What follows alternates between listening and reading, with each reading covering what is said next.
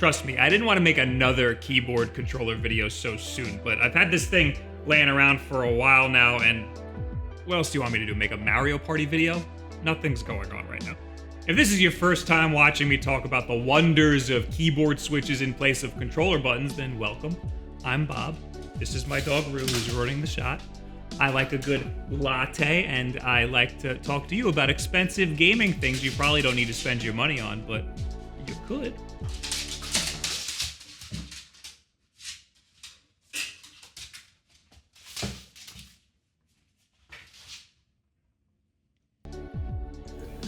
Keyboard switches allow for a more tactile feel than a membrane button. When you're pressing down on the button, you know your input is being read. For certain games, in my case, 2D games, it feels way more natural, intuitive, and responsive to be playing with keyboard switches. But this guy was designed for rhythm games. I know, it looks really intimidating. There's a lot of buttons and zero labels on any of them, but really, for me, I feel like it'd be more suited for 2D games or fighting games. It's also pretty pricey, so I'm here to tell you where this weird thing fits in with all the other weird controller alternatives we've been talking about recently.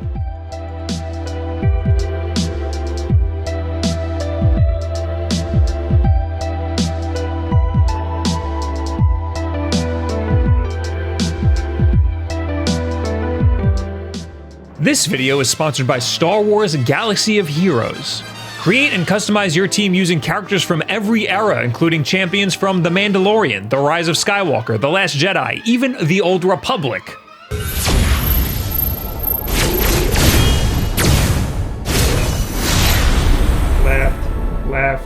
Left. No, not me, though, not now.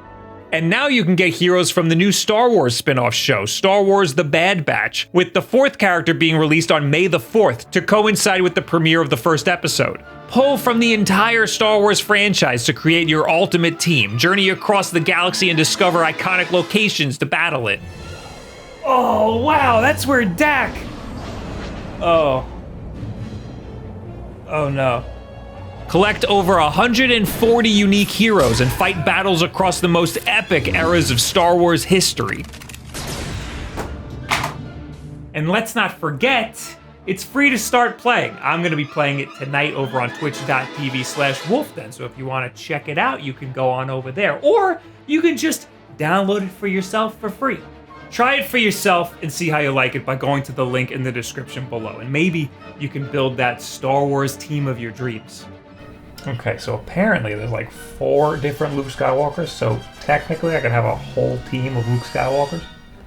Okay, I swear we didn't like cheese this for the video or whatever, but I literally just turned the game on to capture footage, and I got the guy, the Jedi man, the dude, one of the guys, and I even have in the script that I sent them me talking about how I wanted all of the Lukes, and I got one of the Lukes already. So this thing is called the Gamo2 K28. Don't look it up on Amazon because you'll get nothing but pellet guns for some reason. It's only available on the Gamo2 store, and it comes straight from China, I believe, so it might take a little bit to ship. And it's $150. With shipping and everything, it came to $185, which sounds like a lot, but it isn't really that much when you're comparing it against other keyboard-style controllers, but it is a lot when you consider that this is just a keyboard. And make no mistake, this is just a keyboard. The only thing that sets it apart from a normal keyboard is that this works natively with the Nintendo Switch and also the PlayStation 4. The first thing that I noticed is that this thing is hefty. With an exterior that feels like it's all aluminum, it's coming in at around 650 grams. It's a solid build, and the keys feel fantastic. It's pretty tall, and has these legs protruding out the bottom to make it angled forward a little bit.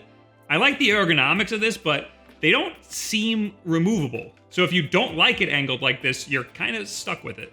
It comes with a USB-C cable that's exactly the same length as a Pro Controller's USB-C cable, a keycap puller, and a whole bunch of switch dampeners, which would defeat the whole purpose of getting tactile switches. You have the option to choose between Calebox brown or red switches. Red switches are linear, meaning they don't really click, and browns are tactile, meaning you get a big fat click out of it. So I got browns.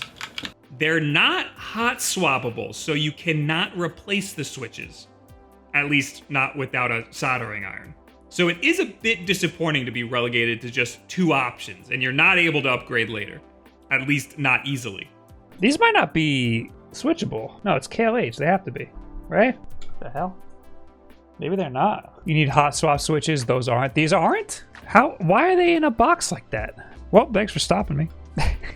It definitely feels like a premium product, so the price is kind of justified by the build quality, but it is still just a keyboard. It's a little confusing to get going.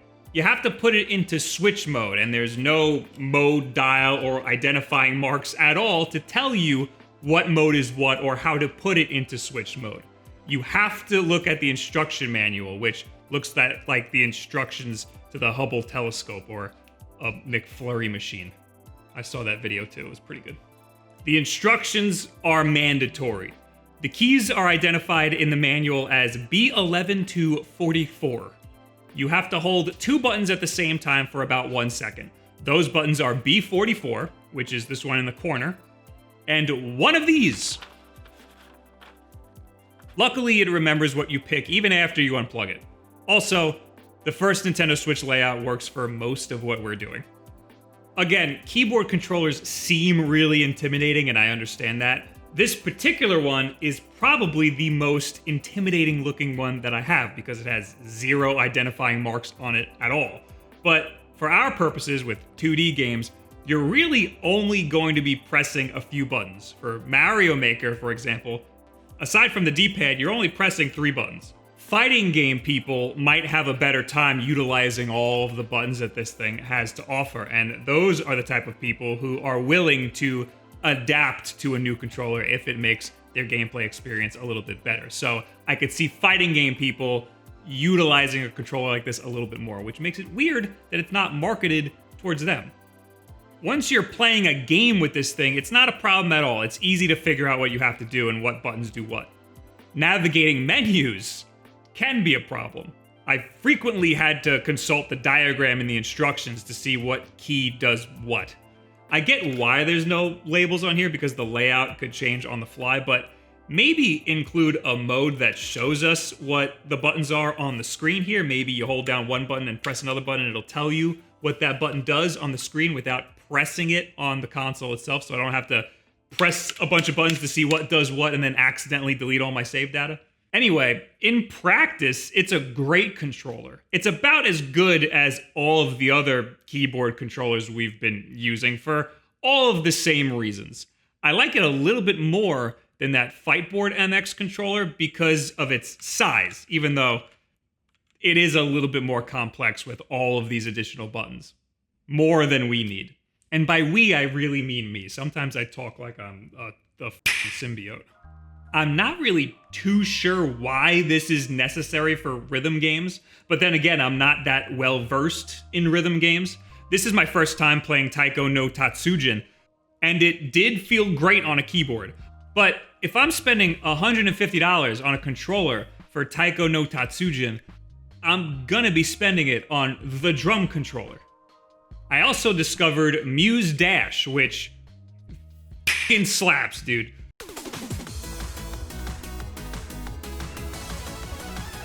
Oh, that's cute as shit.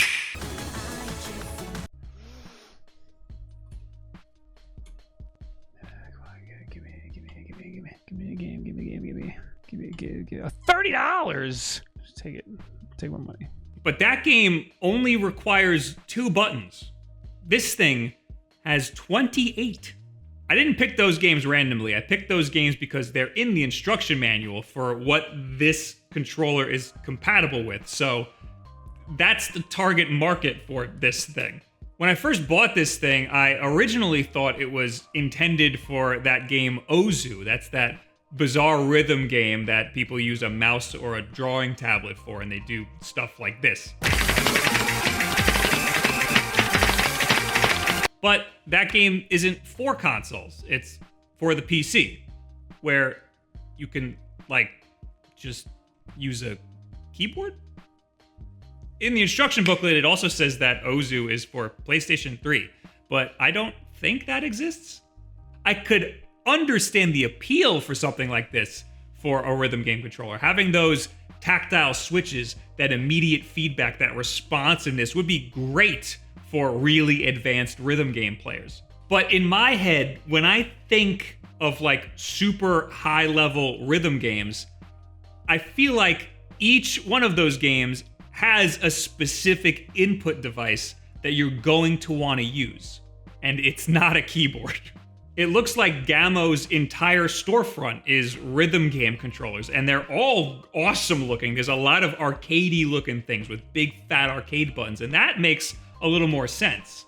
Maybe this thing's a little more versatile for a lot more different types of games, but again, I feel like rhythm game people, they get one rhythm game and that's what they're going with. What I know is that this thing would be great for fighting game people who want a hitbox style controller, but all buttons, and they could probably make better use of the extra buttons that this thing gives you. Or, like me, somebody who's into 2D platformers, although there's a couple extra buttons on here that aren't really entirely necessary. It does feel a lot and is very similar to that Fightboard MX that I like so much.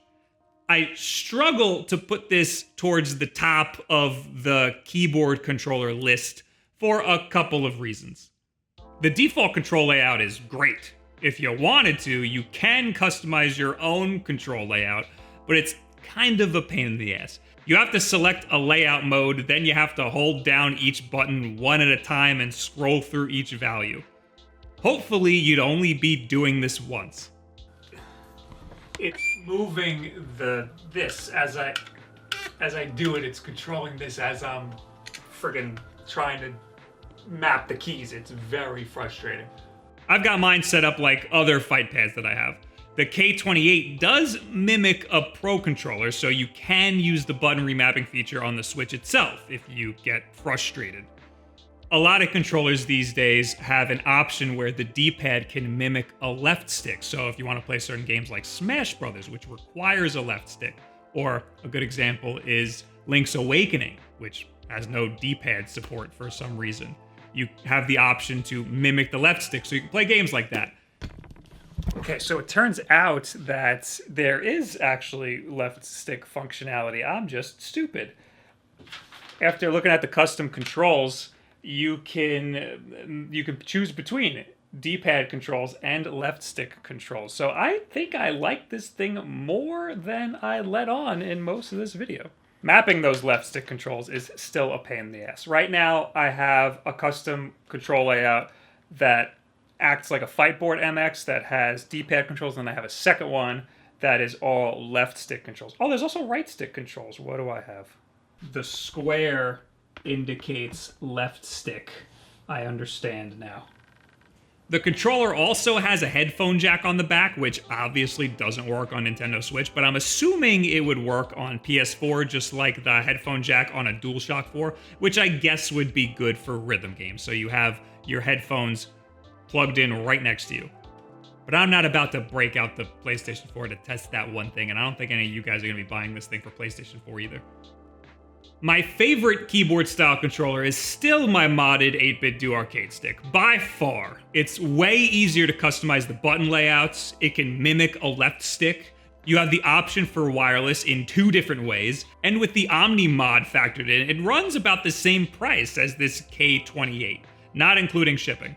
I would compare this more to the Fightboard MX, which is a custom-built device you can buy on Etsy. Since I first talked about the Fightboard MX, they raised the price a little bit. Don't think I didn't notice that. But, I mean, that new price point is more in line with all of these keyboard-style controllers that I've seen. But why are they all so expensive? I get the market is around that price, but they are just keyboards.